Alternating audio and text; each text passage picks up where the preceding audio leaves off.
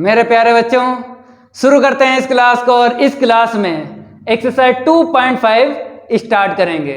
और इस क्लास में आपको एक टेस्ट कंप्लीट करना है जिसका नाम है कोची इंटीग्रल टेस्ट। कंप्लीट होने के बाद क्वेश्चन भी करवाएंगे। तो फटाफट वीडियो को लाइक कर दो और इस वीडियो को ज़्यादा से ज़्यादा शेयर कर दो अपने फ्रेंड सर्किल में। तो इंतजार खत्म हुआ, हेडिंग डालना है आपको कोची इंटीग्रल टेस्ट। तो यहां पे लिख देते हैं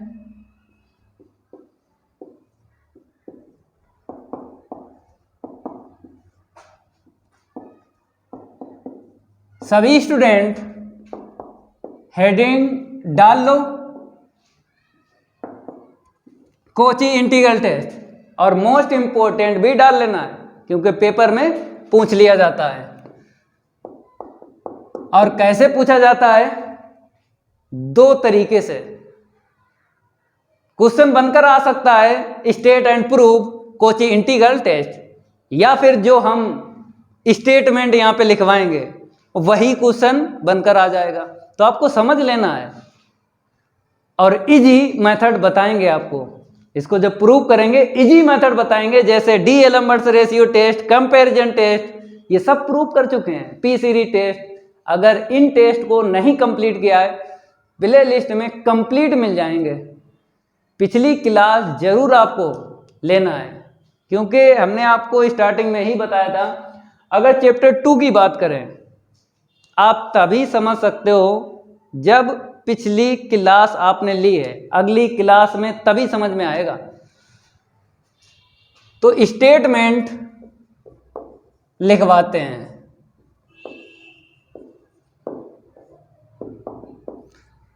अब लिखो, if fx is a non negative and decreasing function, लिखते रहो, समझा देंगे। If fx is a non negative and decreasing function, आगे लिखो, then the series summation n equal 1 to infinite fn। मेरे प्यारे बच्चों, समेशन बोलो चाहे सिग्मा बोलो, दिक्कत नहीं आएगी। हमने इनफाइनाइट सीरीज ली है क्योंकि टेस्ट कोई सा भी हो इनफाइनाइट सीरीज ही लेना पड़ती है, क्योंकि चैप्टर में लिखा भी है इनफाइनाइट सीरीज।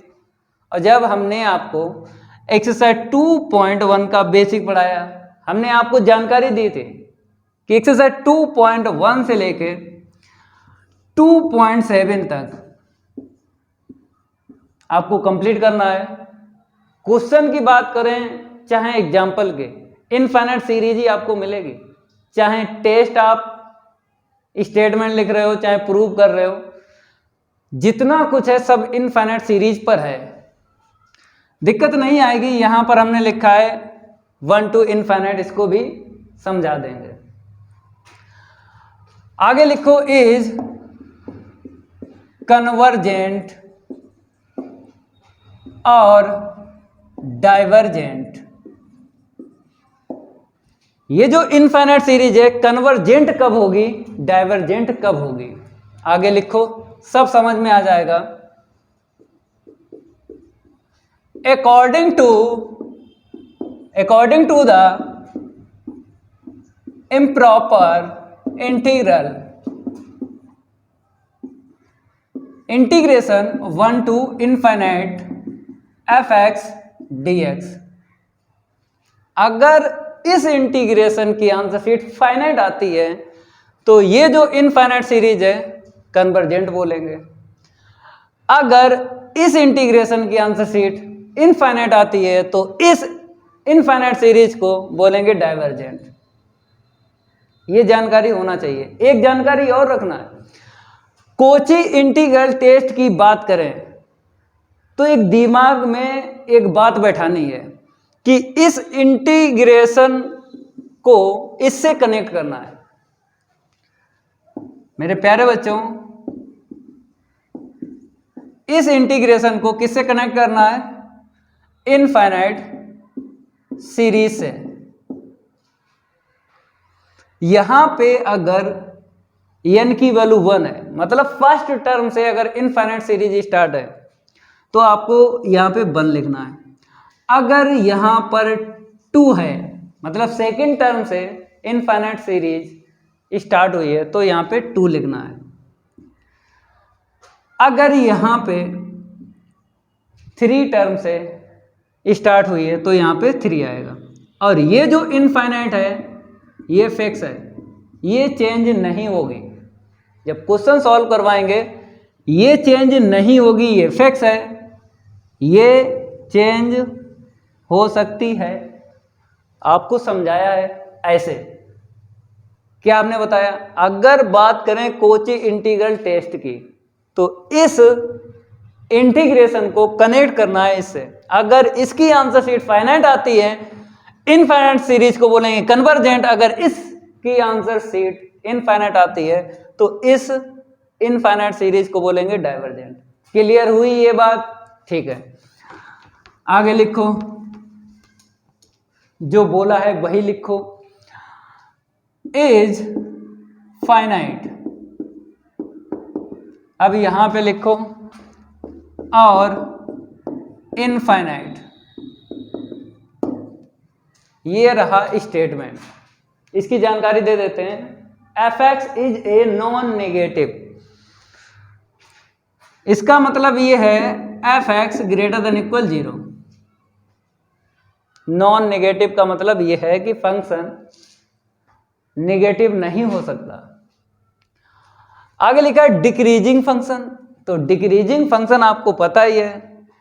अगर हम बात करें चैप्टर 1 की और एक्सरसाइज 1.2 की, हमने आपको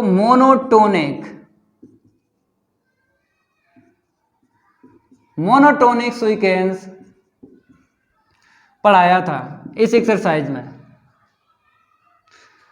तो वही यहां पे आ गया है डिक्रीजिंग फंक्शन। यहां पर हमने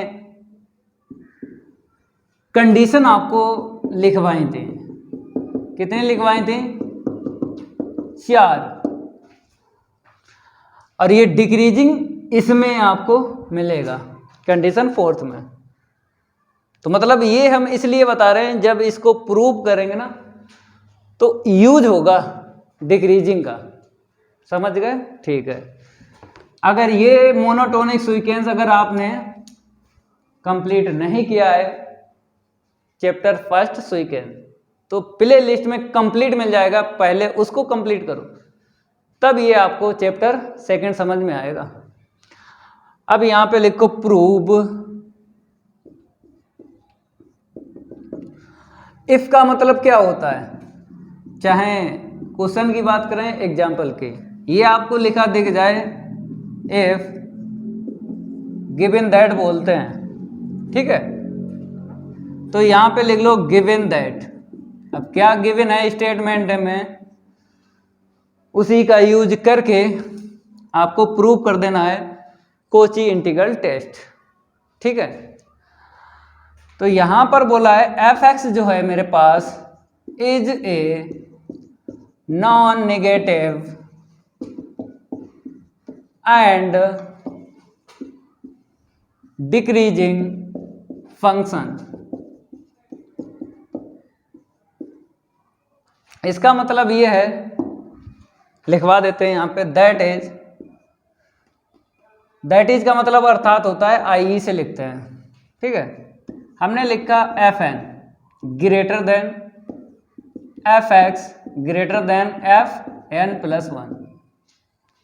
समझ गए? ये ग्रेटर है इससे और ये ग्रेटर है इससे, क्योंकि डिक्रीजिंग का मतलब होता है घटते हुए टर्म, सीक्वेंस के घटते हुए टर्म, जैसे 5, 4, 3, 2, 1 डॉट डॉट डॉट ऐसे करके। तो मेरे प्यारे बच्चों, ये है डिक्रीजिंग का खेल। ये सब हम कंप्लीट करवा चुके हैं एक्सरसाइज 1.2 में। जिन बच्चों ने कंप्लीट किया है चैप्टर 1, दिक्कत नहीं आएगी इसके प्रूफ में। उसी स्टूडेंट के दिक्कत आएगी प्रूफ में जिसने चैप्टर 1 सीक्वेंस नहीं कंप्लीट किया है।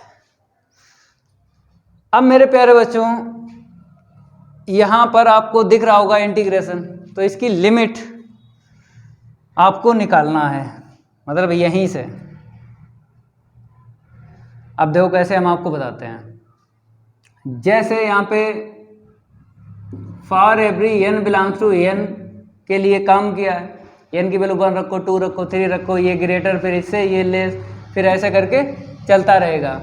लेकिन यहाँ पे वेयर करके आपको और लिख देना है, x की वैल्यू n से ग्रेटर रहेगी लेकिन n प्लस 1 से लेस रहेगी। x की वैल्यू n से ग्रेटर रहेगी और n प्लस 1 से लेस, ठीक है। ये लिमिट हो जाएगी इस इंटीग्रेशन की। अब आप कहोगे यहाँ पे 1 टू इनफाइनाइट है, कोई बात नहीं है, 1 टू इनफाइनाइट है।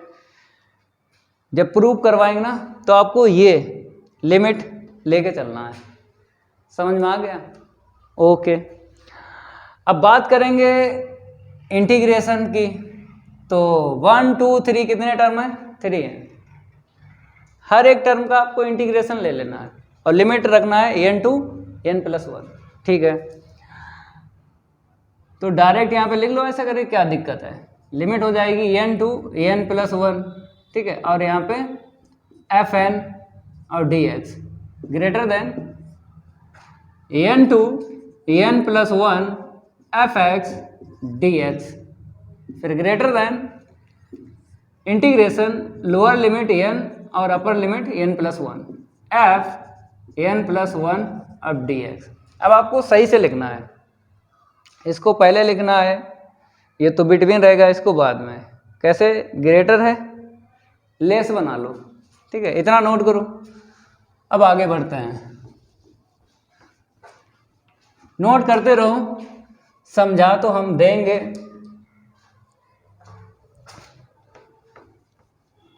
रफ करेंगे तभी आगे बढ़ेंगे। अब इसके आगे हम लिख रहे हैं, पहले इसको आपको समझ लेना है। Integration n to n plus 1, यहाँ पे क्या है? fn प्लस 1 और dx, फिर लेस देन, अब इसको लिखो integration n to n plus 1 fx dx less than, अब इसको लिखो integration limit n to n plus 1 fn dx, ठीक है। अब आपको इंटीग्रेशन कर देना है, समाकलन इसका, इसको ऐसे ही रखना है और इसका, क्योंकि हमें क्या करना है, इसकी आंसर शीट एक दफ़ा फाइनाइट दिखाना है और एक दफ़ा इनफाइनाइट दिखाना है, तभी जो इनफाइनाइट सीरीज है बता पाओगे कन्वर्जेंट और डाइवर्जेंट। तो f n प्लस 1 आगे ले लो, क्योंकि यहाँ पे x है, तो कहने मतलब है इंटीग्रेशन और dx के बिटवीन जो है x का ही टर्म होना चाहिए। तो ये x का टर्म नहीं है, तो इसको आगे लिख लेते हैं। अब कांस्टेंट टर्म का बताना है इंटीग्रेशन, यहाँ पे x है, तो इंटीग्रेशन dx के बिटवीन x का टर्म रखा जाता है। तो यहाँ पे हमको मिल गया है, इसको आगे नहीं लाएंगे। अब आ जाओ यहाँ पे, इसको आगे ले लो, क्योंकि ये fn है, क्योंकि इंटीग्रेशन और dx के बिटवीन x का ही टर्म लिखना है, क्योंकि जो यहाँ पे वेरिएबल होता है इंटीग्रेशन और dx के बिटवीन, उसी वेरिएबल में आपको लिखना है जो भी टर्म है। जैसे यहाँ पे लिखा है, यहाँ पे नहीं था आगे ले लिया, यहाँ पे नहीं था आगे ले लेंगे, n टू n प्लस 1 और dx। अब इसके बाद में आपको क्या करना है, इंटीग्रेट कर देना है। कांस्टेंट टर्म का x होता है n to n plus 1 less than n to n plus 1 fx dx less than fn integration constant term का n टू n प्लस 1, ठीक है। इतना नोट करो भाई, इसको हम रफ करेंगे और आगे बढ़ जाते हैं।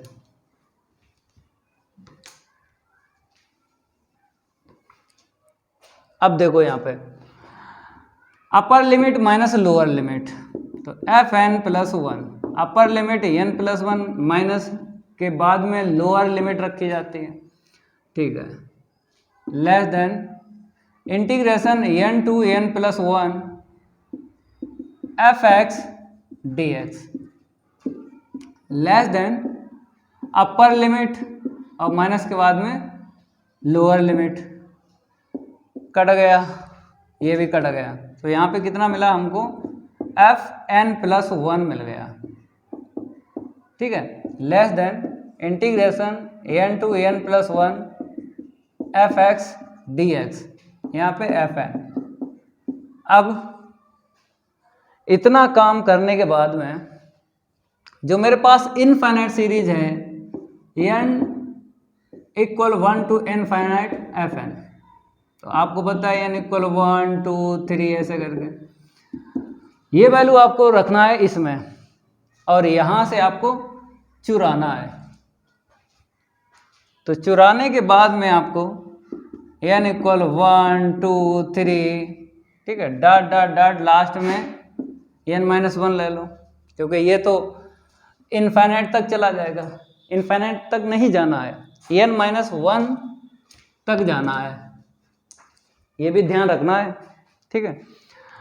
1 रखेंगे तो यहाँ पे क्या आएगा, f2 आएगा, ठीक है, यहाँ पे रखो 1, तो 1 ऊपर रखेंगे 1 2 प्लस करेंगे f(x) dx, ठीक है, लेस देन यहाँ पे कितना आएगा 1, ठीक है। अब 2 रखेंगे तो कितना मिलेगा, यहाँ पे 2 + 1 3, फिर 2 रखोगे, ठीक है, इतना मिलेगा f(x) dx, ठीक है, रखो। अब 3 रखो यहाँ पे f4, फिर यहाँ पे 3 रखेंगे 3, और यहाँ पे कितना हो जाएगा 4, ठीक है। यहाँ पे लिखो f(x) dx लेस देन, अब यहाँ पे कितना आएगा 3, ठीक है। चाहो तो सिमेट्री बना सकते हो, जैसे 2 है तो यहाँ पे 2, ठीक है, और यहाँ पे 1 तो यहाँ पे 1, 3 है तो 3, और यहाँ पे 2 है, यहाँ पे 2 है, 4 4, यहाँ पे 3 है, यहाँ पे 3 है, सिमेट्री बना सकते हो, वैल्यू रखो, कोई दिक्कत नहीं है। अब आपको n-1 और रख लेना है, ठीक है। चलो इतना नोट करो, अब आगे बढ़ते हैं।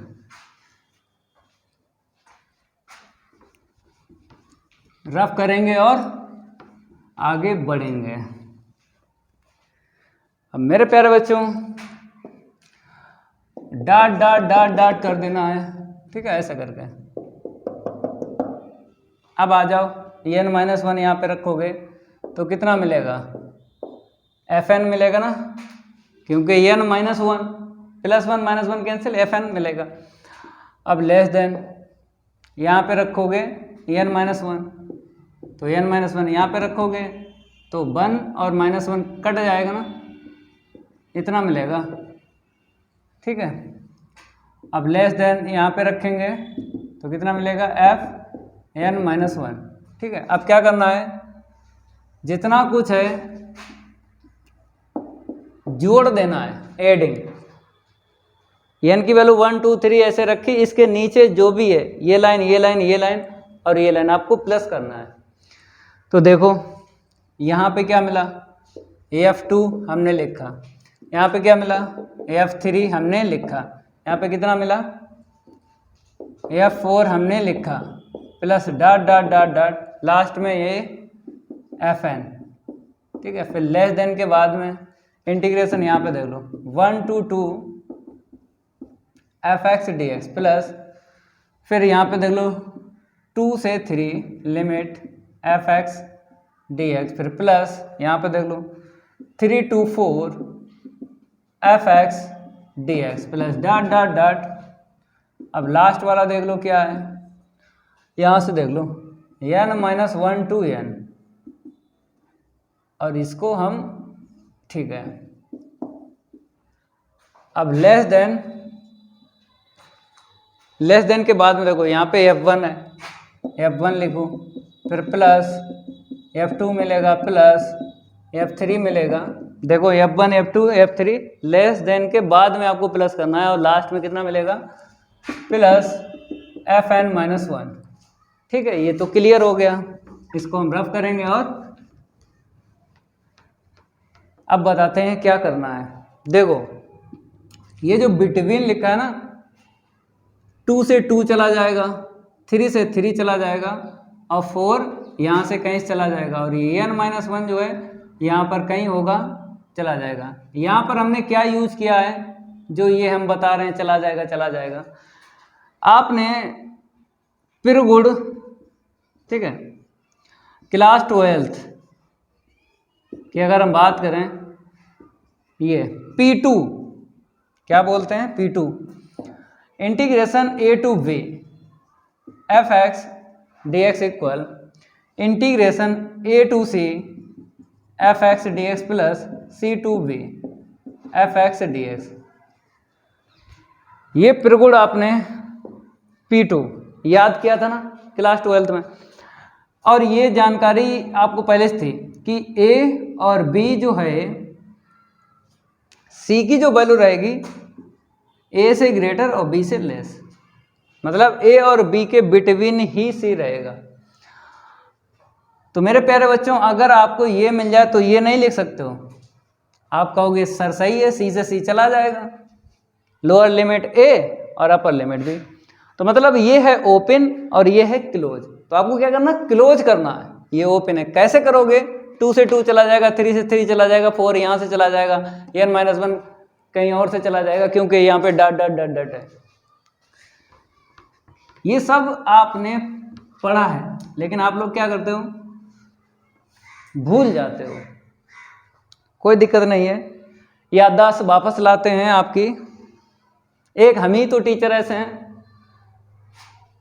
जो कहाँ से कहाँ तक आपको बताया, नहीं तो आपको पता है यूट्यूब पे ऐसे ऐसे टीचर हैं, वही समझाएंगे जहाँ पे पढ़ा रहे हैं। उनमें इतना दम नहीं है जो वो अगर बीएससी का पढ़ा रहे हैं क्लास 9th का बता दें ये रूल यूज कर रहे हैं। वो बेकार के टीचर होते हैं, उन्होंने भविष्य खराब किया है बच्चों का। मैं नहीं करता हूँ, मैं सब बता दूंगा ये कहाँ से कौन सा रूल यूज कर रहे हैं। नहीं तो आप लोगों भरोसा नहीं है, देख लो यूट्यूब पे बहुत सारे टीचर हैं, 50 रुपए के हैं, बोलते हैं आइए हमने रटाया आप भी रटिए। उनमें इतना दम नहीं है, उन्होंने कसम खाई है हम बच्चों का भविष्य खराब करेंगे। खुद तो रट के बैठे हैं, अब बच्चों को रटवा रहे हैं। हम आपको नहीं रटवा रहे हैं, हमने बोला 2 से 2 चला जाएगा, 3 से 3 चला जाएगा, 4 से 4 चला जाएगा, लेकिन कैसे जाएगा हमने आपको P2 के बारे में बताया जो आप क्लास 12th में पढ़ चुके हो। अब बात करेंगे यहाँ पर आपको क्या कम दिख रहा है, एक टर्म कम दिख रहा है F1, तो हम क्या करेंगे, F1 माइनस कर लेते हैं और F1 प्लस कर लेते हैं। ऐसा क्यों कर रहे हैं, क्योंकि आपको पता है सम ऑफ एन टर्म क्या बोलते हैं, SN बोलते हैं। तो मेरे प्यारे बच्चों, यहाँ पर जो SN होगा वो ये होगा, अगर इतना मिलेगा तो इतना हम लिखेंगे। लेकिन क्यों लिखेंगे, रीजन बताते हैं। हमने आपको बताया था कि ये जो इनफाइनाइट सीरीज हमने ली है, इसको कनेक्ट करना है इंटीग्रेशन से, या फिर कह सकते हो इंटीग्रेशन को कनेक्ट करना है इससे, कैसे भी बोलो। कोची इंटीग्रल जो टेस्ट है इसी से फेमस है कि जो इनफाइनाइट सीरीज है आपको कनेक्ट करना है इंटीग्रेशन से। जब इंटीग्रेशन कुछ बताएगा तभी ये बता पाएगी, ये साइलेंट रहेगी। तो मेरे प्यारे बच्चों, इंटीग्रेशन, हाँ ये SN, जैसे हमने बोला था कि ये जो इंटीग्रेशन है इसकी आंसर शीट अगर फाइनाइट आती है और इनफाइनाइट आती है, अगर फाइनाइट आती है तो बोलेंगे इनफाइनाइट सीरीज कन्वर्जेंट, अगर इनफाइनाइट आती है तो डाइवर्जेंट। लेकिन जब प्रूव कर रहे हैं तो लिमिट इसकी निकालना है, SN की लिमिट निकालना है। SN से ही आप बता सकते हो कि ये इंटीग्रेशन क्या बोलेगा। जब क्वेश्चन सॉल्व करवाएंगे तब इसकी वैल्यू आपको डायरेक्ट निकाल लेनी है, लेकिन जब प्रूव करवा रहे हैं तो ये इंटीग्रेशन की आंसर शीट आप नहीं निकाल पाओगे। ठीक है, तो इसके लिए हम क्या करेंगे, हम एसएन की आंसर शीट निकालेंगे ए फाइनाइट क्वांटिटी। अगर ए फाइनाइट क्वांटिटी निकल रही है तो बोलेंगे भाई ये इंटीग्रेशन फाइनाइट है। तो फाइनाइट पे क्या होगा, ये कन्वर्जेंट हो जाएगी। अगर इसकी वैल्यू निकल रही है इनफाइनाइट तो मेरे प्यारे बच्चों इस इंटीग्रेशन की भी आंसर इनफाइनाइट होगी, तो बोल देंगे ये डाइवर्जेंट है। कहने मतलब है इस इंटीग्रेशन की आंसर शीट प्रूफ में नहीं निकाल पाओगे, तो आपको एसएन लिमिट लगा के निकालना है। जब क्वेश्चन सॉल्व करवाएंगे तब आप डायरेक्ट ही इंटीग्रेशन कर सकते हो, लेकिन प्रूफ में ऐसा है कि जो इंटीग्रेशन है वो इस पे डिपेंड है, और ये जो किस पे डिपेंड है, इस पे। मतलब यहाँ पे 3 रास्ते में लगा है, ये डिपेंड है इस पे, ये डिपेंड है इस पे। जब ये होगा तब ये बता पाओगे, जब इसको बता पाओगे तब इसके पास आओगे। लेकिन जब क्वेश्चन सॉल्व करवाएंगे तो केवल ये 2 कनेक्ट रहेंगे आपस में। ये प्रूफ में ये एसएन और आ जाता है, तो इसलिए हम बोल रहे हैं एसएन यहाँ पे कैसे आएगा, एसएन यहाँ पे कैसे आएगा। अगर ये मिल जाए सम ऑफ ए एंड एन तो एसएन लिख देंगे। तो यहाँ पे जो कमी है वो पूरी करना है, ऐसे यहाँ पे जो कमी है उसको पूरी करना है। इसको रफ करेंगे।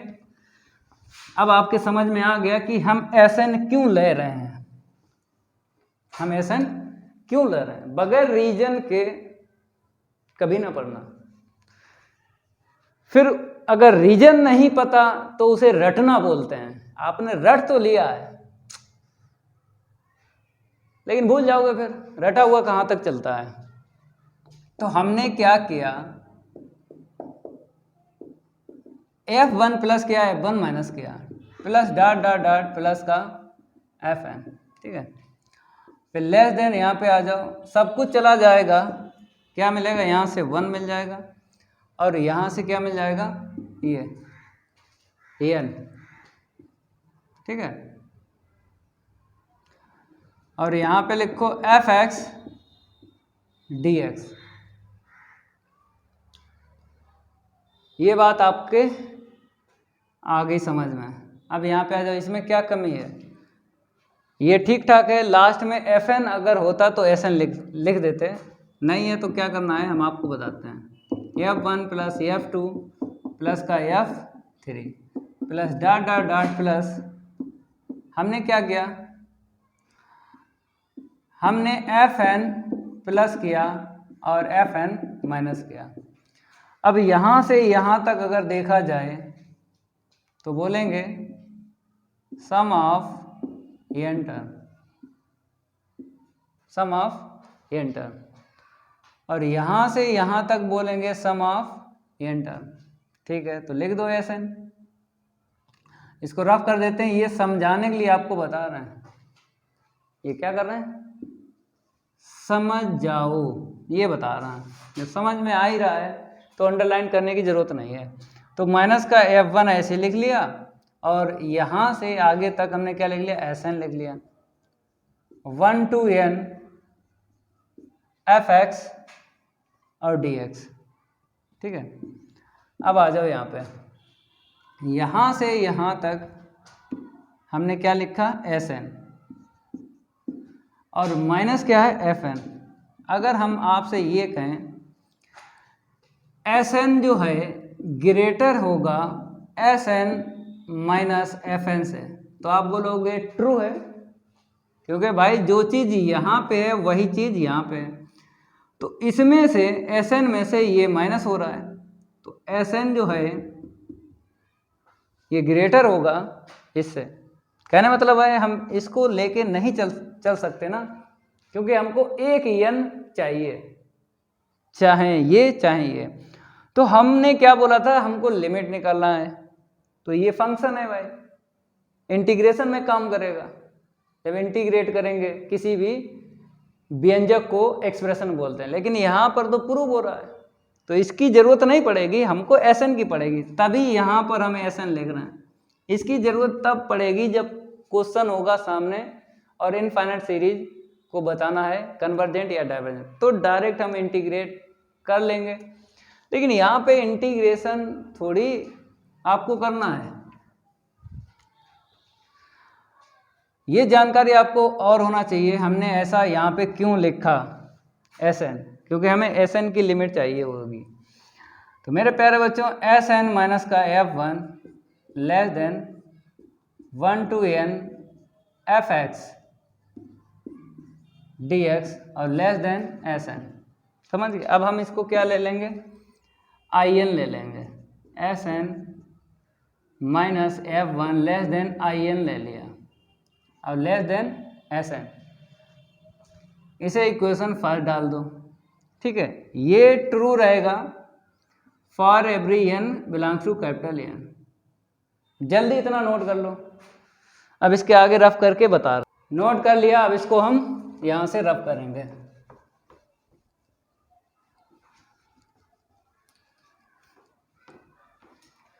अब मेरे प्यारे बच्चों, ये जो इक्वेशन हमने डाला है फर्स्ट,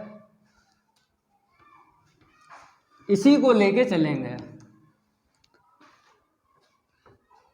और केस बना लेंगे, क्योंकि दो केस बनेंगे, एक फाइनाइट के लिए और एक इनफाइनाइट के लिए।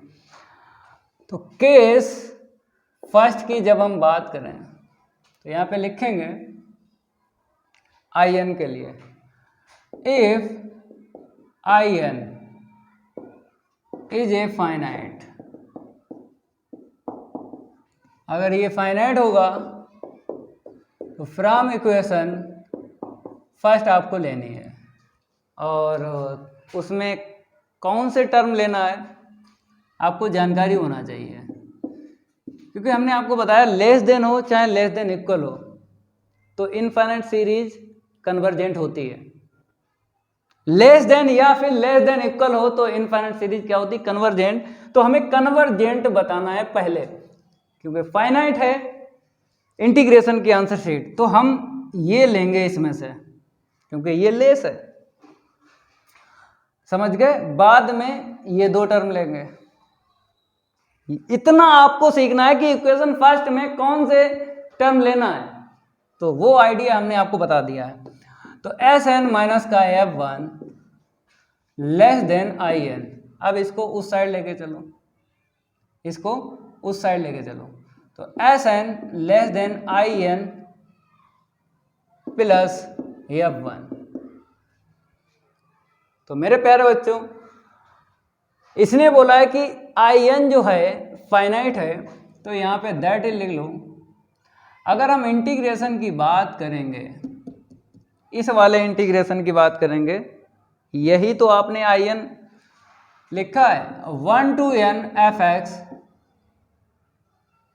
dx इज फाइनाइट, मतलब या फिर डायरेक्ट लिख लो यार, दैट इज का मतलब होता है इसकी आंसर शीट क्या निकलेगी, फाइनाइट, इसका मतलब ये है। अब आपको लिमिट यूज करना है, n tends to infinite SN less than limit n tends to infinite in और प्लस का f1, ठीक है।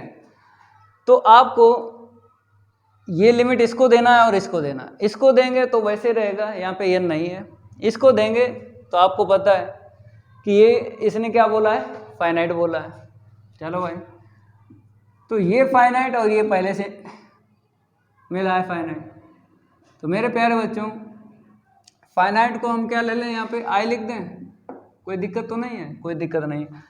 तो ये आई हो गया प्लस का f1 हो गया, इसलिए लिखा क्योंकि in अगर लिखेंगे यहाँ पे तो ऐसा लगेगा कि in जनरल टर्म है, दो रास्ते हो सकते हैं, तो इसीलिए हमको एक रास्ता चुनना है फाइनाइट का। तो हमने क्या ले लिया, अगर ये फाइनाइट है तो इसकी आंसर शीट आई ले ली, और आई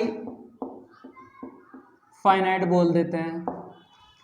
तो हमने क्या देखा, यहाँ पर जो आंसर शीट निकली है वो फाइनाइट ही निकली है, और लेस देन पे क्या होती है, इनफाइनाइट सीरीज, कन्वर्जेंट हो गई, प्रूव। अब आपको लिख देना है, क्या लिख देना है कि जो इंटीग्रेशन है मेरा फाइनाइट आने के बाद में जो इनफाइनाइट सीरीज है वो कन्वर्जेंट है। तो इम्प्लाई दैट करके लिख लो, summation n equal 1 to infinite F N is convergent.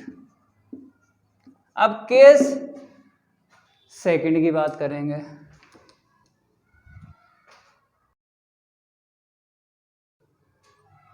अब आपको केस सेकंड यहां पे लिख लेना है,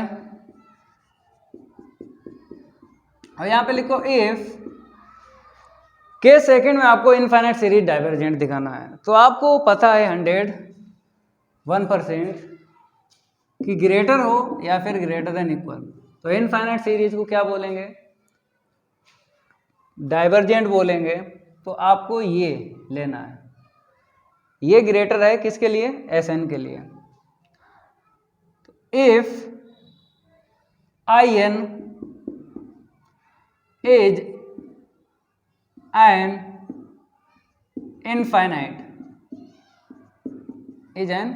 infinite that is 1 to n, इस इंटीग्रेशन की आंसर शीट क्या निकलेगी, इनफाइनाइट। ठीक है, अब फ्रॉम इक्वेशन फर्स्ट ले लो, फ्रॉम इक्वेशन फर्स्ट। ठीक है, तो इसको हम कर देते हैं रफ। ठीक है, इसको हटा देते हैं, ऐसे करके लिखो।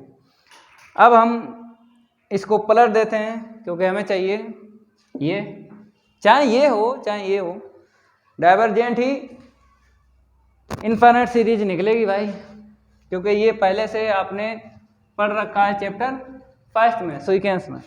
तो हम पलटेंगे इसे, तो ऊपर से लिखेंगे, इसको रफ करेंगे और आगे बढ़ जाते हैं।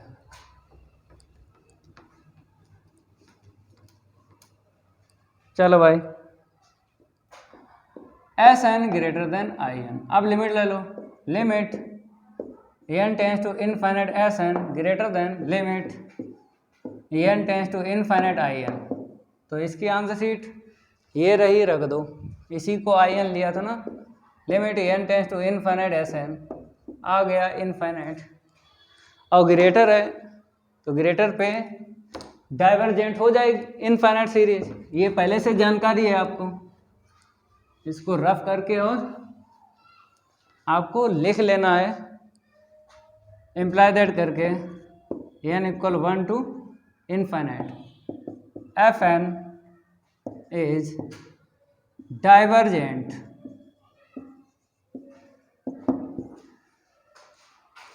कोची इंटीग्रल टेस्ट कंप्लीट हुआ।